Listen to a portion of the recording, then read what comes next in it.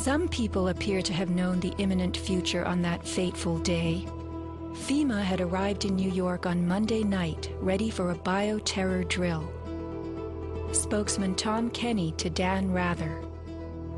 To be honest with you, we arrived on late Monday night and went into action on Tuesday morning. And not until today did we get a full opportunity to work the entire site other than the spot at Church and Day to which we were deployed. And Rudy Giuliani, mayor of New York, tells ABC's Peter Jennings that he was aware the towers would be coming down. What is going on now is a massive rescue effort. Do you believe it's hundreds or thousands? I really don't. I really don't want to say right now, Peter. I think it's going to be a horrible number. I saw people jumping out of the World Trade Center. I saw some of the firefighters who I know going into the building. And we were in a building in which we were trapped for about 10, 15 minutes. And we set up headquarters at 75 Barclay Street, which was right there with the police commissioner, the fire commissioner, the head of emergency management. And we were operating out of there when we were told that the World Trade Center was going to collapse. The World Trade Center was going to collapse. It was going to collapse. It was going to collapse. Similarly, Larry Silverstein, new leaseholder of the World Trade Center, regretfully declared that a decision was made to pull Building 7 by the end of the day, the last structure added to the World Trade Center complex. Let's hear Mr. Silverstein's actual words, delivered for our benefit in the 2002 PBS documentary, America Rebuilds. I remember getting a call from the fire department commander telling me that they were not sure they were going to be able to contain the fire. And I said, you know, we've had such terrible loss of life. Maybe the smartest thing to do is pull it. And they made that decision to pull, and then we watched the building collapse.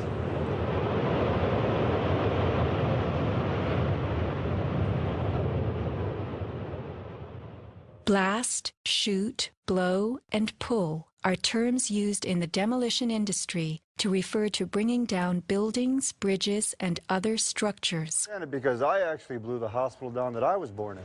Originally, we had figured to shoot it, let it drop straight down. Then, watch Demolition Dynamics attempt a big blast. And from Ground Zero's own post-disaster wrecking crew. By mid-December, the Department of Design and Construction had leveled World Trade Center buildings 4 and 5. Hello? Oh, we're getting ready to pull Building 6.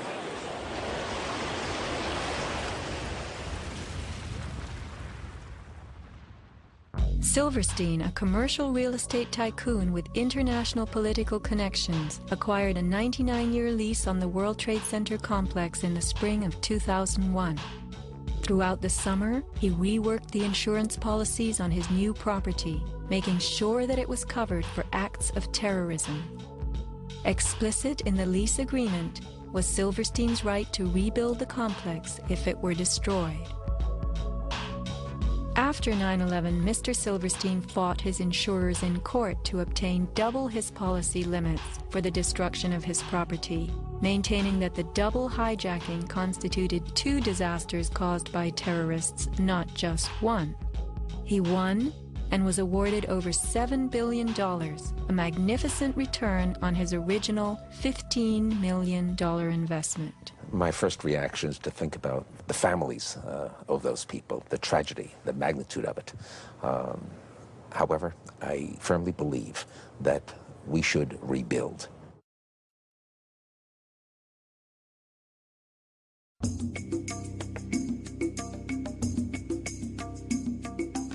Just in the last few seconds, another building, building number 7, one of the buildings in support of the World Trade Center towers, has collapsed. World Trade 7, functioning as the command center for the complex, housed giant diesel backup and oxygen systems, the mayor's protected emergency bunker, and offices for the CIA, Secret Service, Department of Defense, and Securities and Exchange Commission. Its other tenants were insurance companies, brokerages, and banks. No plane hit Building 7, but at 5:20 p.m. on September 11th, it collapsed in a heap on the ground. Some damage to Building 7 is said to have been caused by debris from Tower 1. Though this New York Times article tells us Building 7 burned like a giant torch, the only visuals that exist are of unidentified smoke and a few small fires. Compare this to the wallops sustained by World Trade Center 3, 4, 5, and 6. Positioned right below the towers, damage to the surrounding World Trade Center buildings was infinitely worse. Still, the structures held up.